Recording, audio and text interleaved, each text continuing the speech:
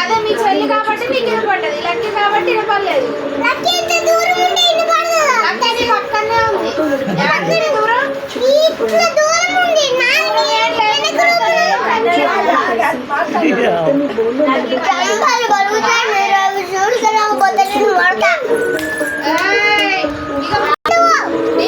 మాత్రం బాధపడింది.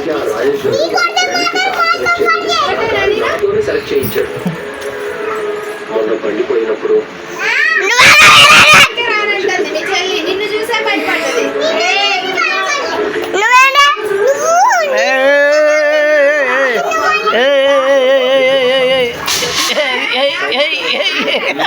చేస్తే